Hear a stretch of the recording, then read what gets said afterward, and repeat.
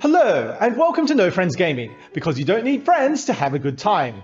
Today we're looking at Grand Austria Hotel, or GA for short, along with its expansion, Let's Waltz, also known as Ululua. As they say in the business, a lobby boy anticipates the client's needs before the needs are needed. And we will certainly do that here, since after all we get to choose the guests that we are prepared to serve, and we'll even get to dictate whether they stay in one of our rooms or get drunk and go out dancing. You know, like how every hotel in the world works. So here is our strategy overview of Grand Austria Hotel by Simone Luciani and Virginia Gigli. Of course, you should prioritize taking actions with more dice on them, except perhaps for action 4, which tends to be weaker. Even if you don't need more open rooms or certain drinks or dishes straight away, you can typically plan to use them shortly after, and may as well get them when their action is strongest. It is best to take actions 1 or 2 at an even strength value to obtain as much cake or coffee as you can, since the game balances those to be more rewarding. So boost the action if it's odd and you can spare the krona. Likewise, with the ballroom module, hitting multiples of 3 is best, since champagne is useful but hard to come by. With action 3, you will naturally open rooms matching the guests that you're serving.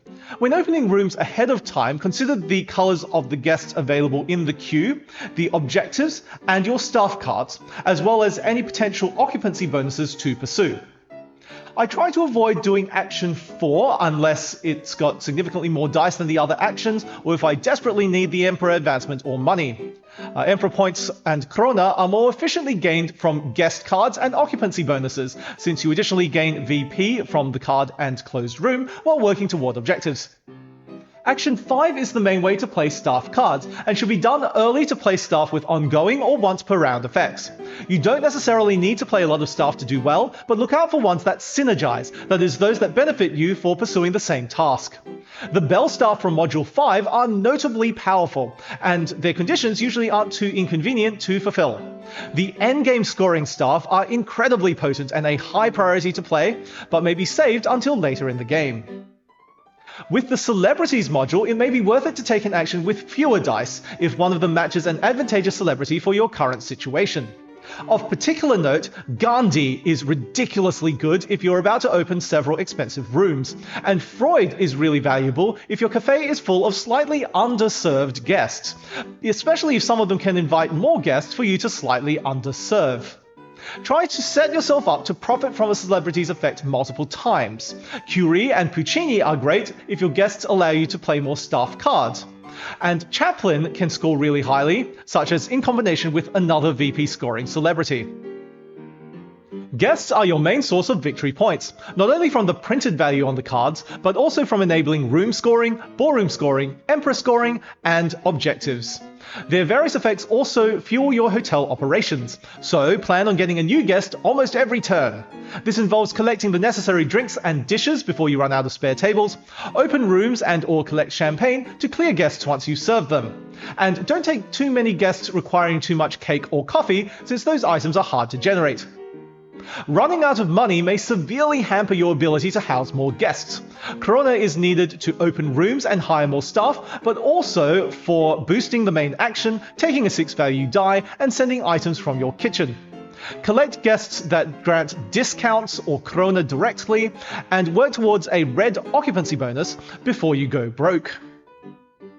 Prioritize gaining Emperor points in the first 3 rounds, as those early advancements will then score multiple times in the upcoming Emperor scoring phases, not to mention netting you the rewards of the Emperor tiles while avoiding the penalties. This usually involves racing to complete a yellow room group for the occupancy bonus.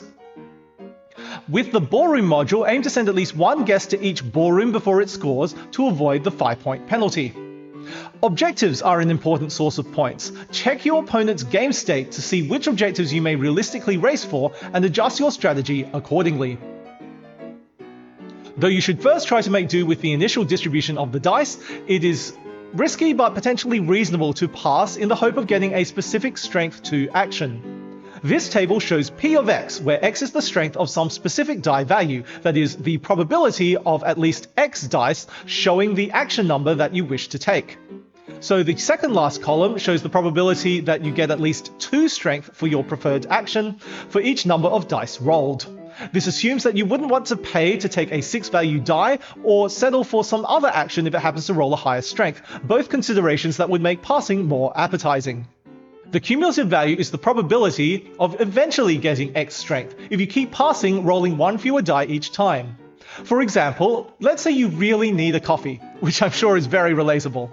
So if you pass on your second turn and nobody else passes, you then roll 6 dice with a 26% chance of getting 2 or more 2s.